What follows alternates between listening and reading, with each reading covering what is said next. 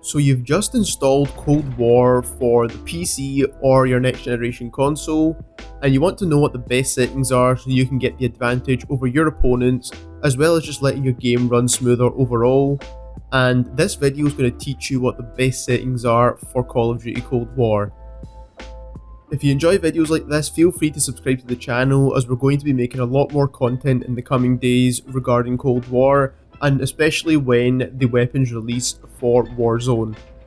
So going straight into the settings, just keep in mind I am playing with controller on PC, and some of these recommendations are going to be based off of that. So display mode on your graphics settings should be full screen, refresh rate should be whatever the refresh rate of your display is.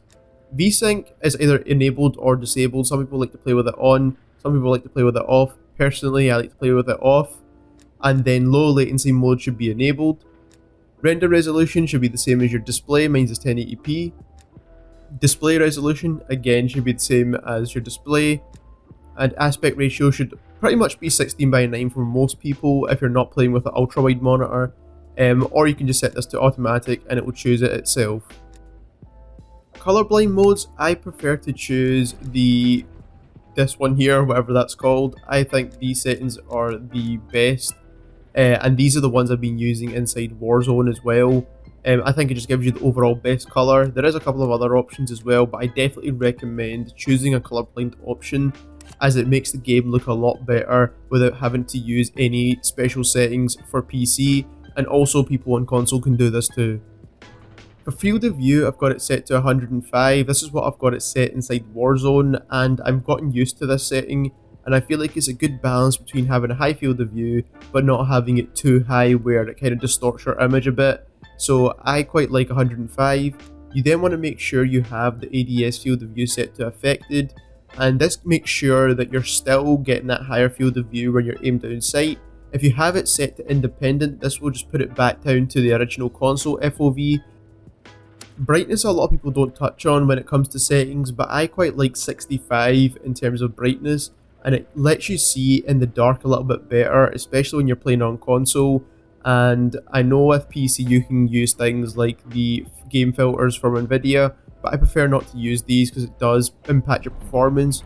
But overall, if you choose the brightness at 65 or 60, I think this is a good balance to see in the dark areas of the game.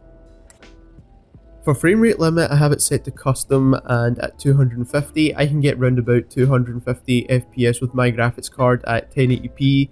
I'm running an RTX 3070 graphics card, and with your graphics card it could be different, and on console this is not going to exist at all. But with menus as well, and I have that set to 60 just to make sure you're not making your graphics card perform more than it has to.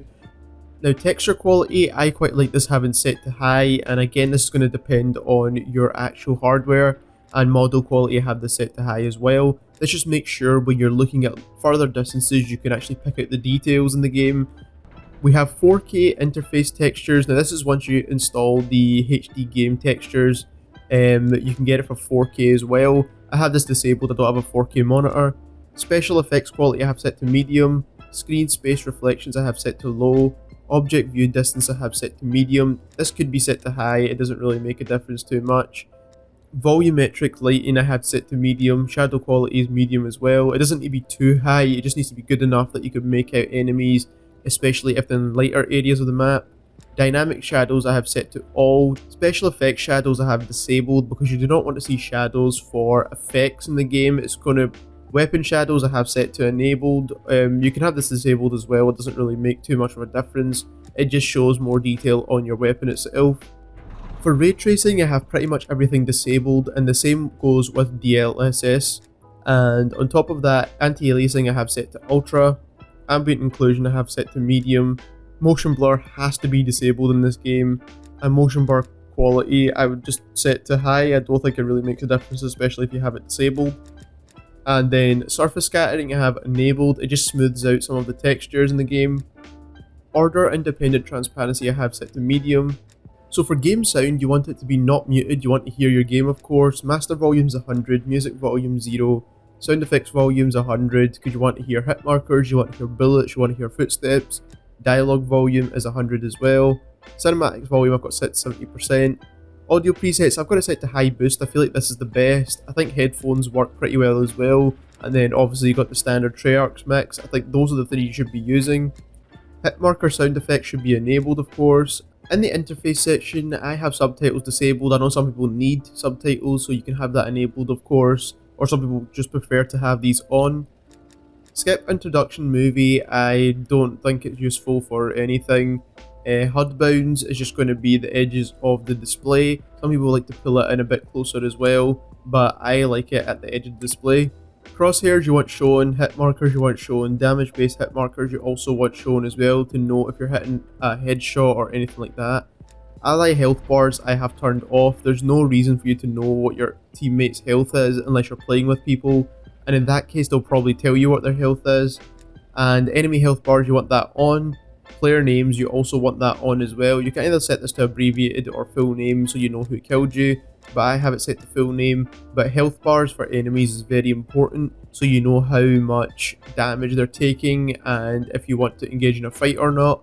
Horizontal compass I have shown. Floating damage numbers, this is for zombies only, but I have it enabled anyway. And zombie names as well as health bars I have show all. Going down to the advanced settings, I have the in-game alert icons is enabled so you can actually see if you've got any packet loss or connection problems. And then input device settings I have hidden, mouse tips I have shown. Last but not least, we have the controller settings. Now this is my specific controller settings. I have horizontal stick set at 6, vertical stick set at 6, ADS low zoom set at 0.8, ADS high zoom set at 0.8, button layouts tactical. I've always been playing like this, especially since Warzone. I think this is the best way to make sure you can slide cancel without having like a scuff controller or anything like that. Invert look is disabled, of course. Controller vibration I think should be disabled. It just hinders your game, especially when you're playing.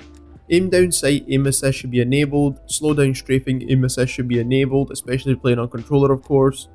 Airborne mantle behaviour I have set to manual and on press, and it just means that you can't mantle things by mistake.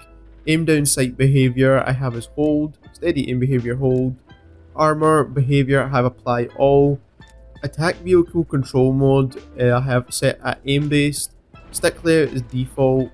And this is another important setting in advanced here where the left stick minimum input threshold should be about 10 or 5 depending on what kind of controller you have, how old your controller is, and if you have stick drift. But between 5 and 10 is the best settings for both the right stick and the left stick, of course. Auto move forward I have disabled, auto sprint I have disabled, especially in this game. I know in Warzone it can be useful, but inside Cold War it is not useful at all. Sprint behaviour I have set to toggle, and sprint cancels reload I have set to enabled.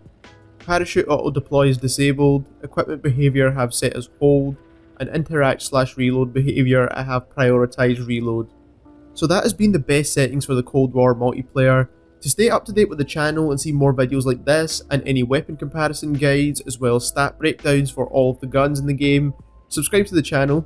And if you enjoyed this video, don't forget to leave us a like as it helps us get recommended more in the YouTube algorithm. Thank you very much for watching.